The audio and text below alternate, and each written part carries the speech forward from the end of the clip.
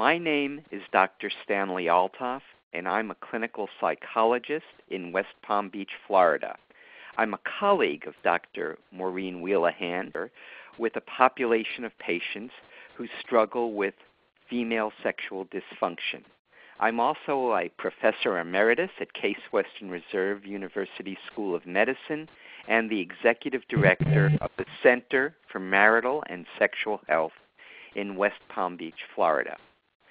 Thank you for tuning in to this webcast, and the focus that I will be on is low sexual desire in women. Dr. Maureen Wheelahan already presented the slide that you see, the biopsychosocial model of female sexual response. One has to look at women who have a complaint of low sexual desire in all these areas to try to develop the very best treatment plan. When Dr. Wheelahan and I share patients, she often has the expertise to look at all the biological factors, and I will, as she will, try to look at the psychological, looking at the mood, body image, confidence and anxiety, all the things that might interfere. Also, things from the past, which I'll discuss a bit later, such as childhood victimization, the education of the young woman, and so on. That is, how did she develop her ideas about sexuality? Looking at the interpersonal, I tend to call this the snowball effect. When a woman or man has a sexual dysfunction, it not only affects the person who has the dysfunction, it affects the partner and the relationship. And you can see over time this expanding snowball effect to where the couple may be no longer sexual and that their quality of life and their quality of the relationship significantly suffers. The sociocultural or contextual issues are very important because the couple, if we're looking at a heterosexual couple, may be working different shifts. They may be having young children. They may be having elderly parents who are ill or financial problems. And all of these can contribute to developing and maintenance of sexual dysfunction.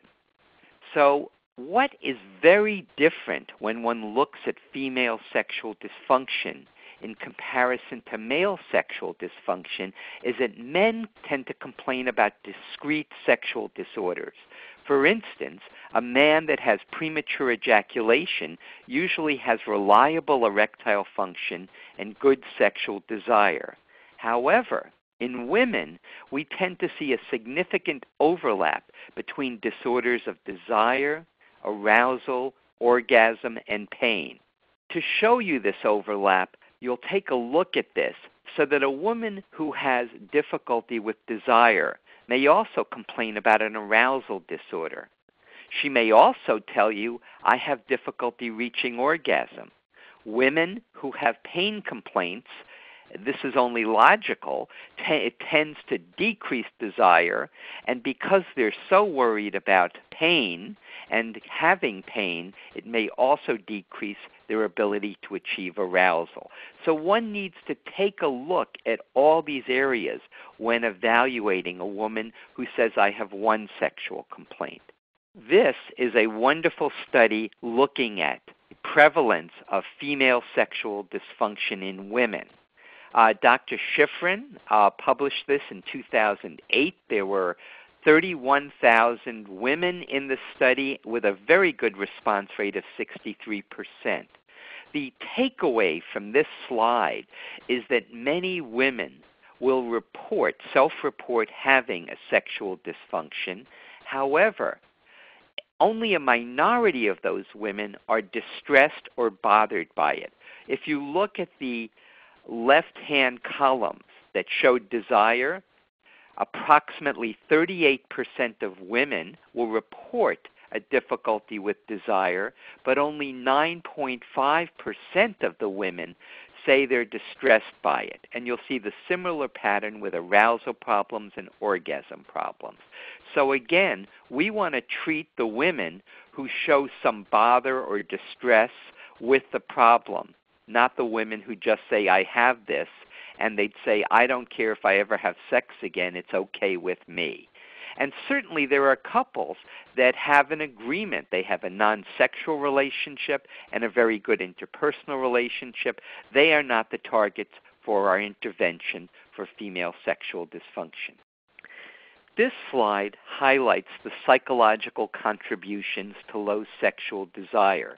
Dr. Wheelahan already spoke with you about the number of women who have mood issues, and that is depression, irritability, rage, fear, shame, and embarrassment all interfere with low sexual desire. They interfere, rather, with experiencing sexual desire. There was a study done by Schreiner Engel and Schiavi that carefully looked at all the women with complaints of low sexual desire. 100% of the women, when they did a retrospective history, struggled with depression. And you'll see in a later slide of another study that 60 to 70% of women reported having depression in addition to sexual desire, which makes some people think about that the low desire is really a result of or sequelae from having had a previous depression. Other issues that interfere psychologically are sleep disturbances, which decrease the woman's psychological resilience and certainly developmental issues like trauma, abuse, childhood illness, childhood urogynecological surgery. And what's very different in women than in men is the issue and the sensitivity to body image. Women who feel, I don't have a good body image, I've gained these 10 pounds, it's hard for them to sort of feel sexual. And over again, we see how this interferes with having a comfortable, easy sense of sexual desire. I mentioned it in the biopsychosocial slide, but the contextual issues are also very important.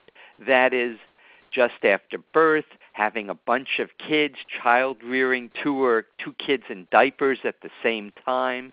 Women are being touched all day by their young infants. It's hard for them to actually feel like, yes, please touch me this evening. They would prefer and pay money to take a nice warm bath by themselves and have nobody touching them. So we see couples who struggle with infertility. And this is a difficult problem, takes away from both the man and the woman's sense of themselves.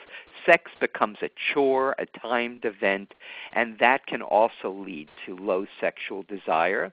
And there are some women that respond to the empty nest syndrome.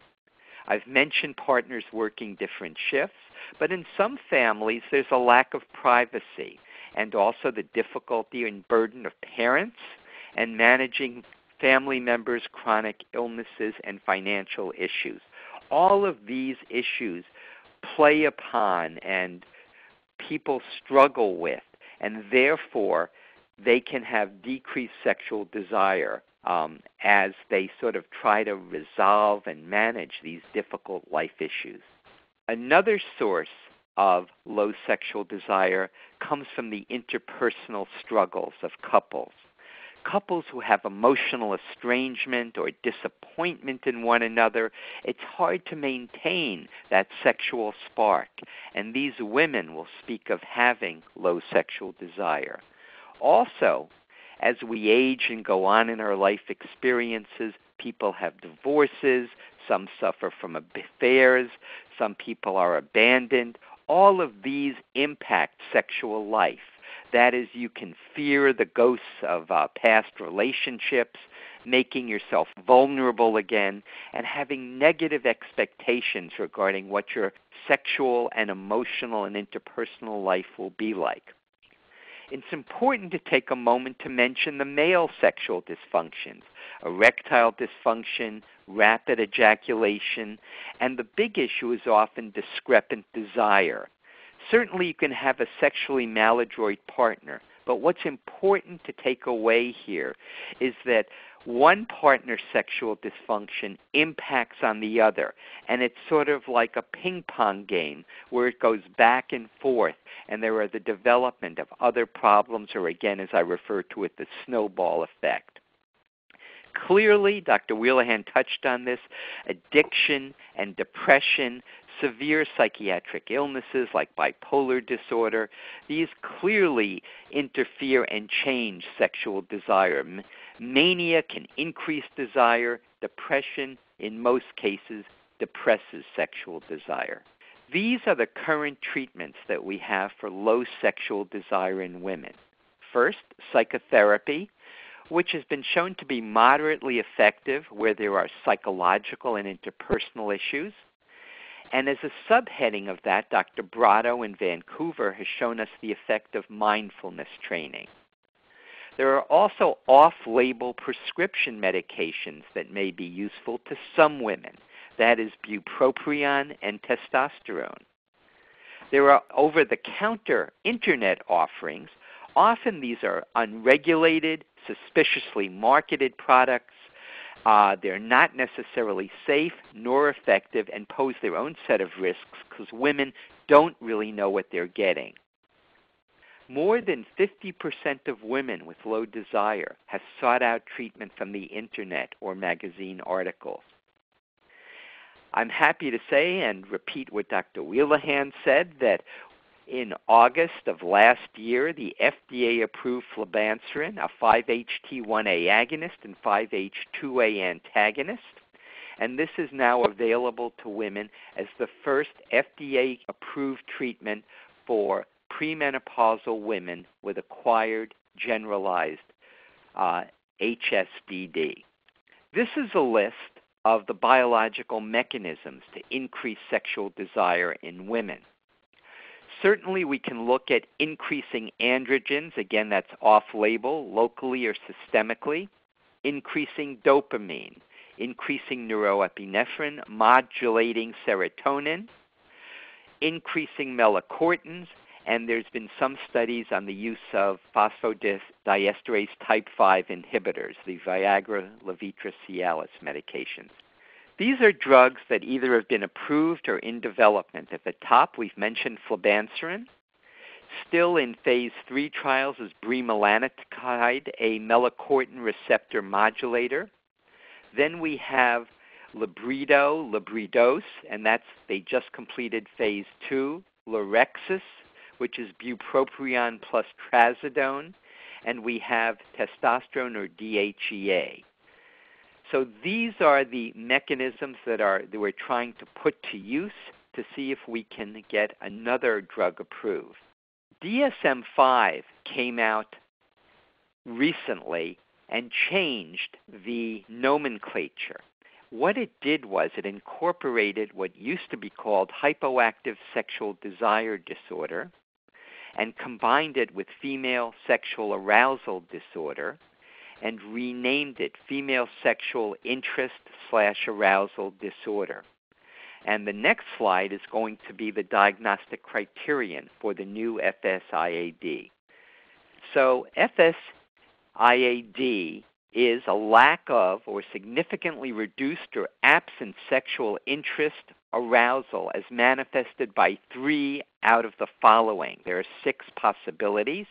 So 1, a reduction or absence in interest in sexual activity, a reduction or absence in sexual or erotic thoughts or fantasies, a reduction or absence in the initiation of sexual activity or lack of receptivity, or lack of or absence of sexual excitement or pleasure during sexual activity, lack of or absence of sexual interest, arousal in response to an internal or external sexual erotic cue, and a reduction or absence of genital or non-genital sensations during sexual activity.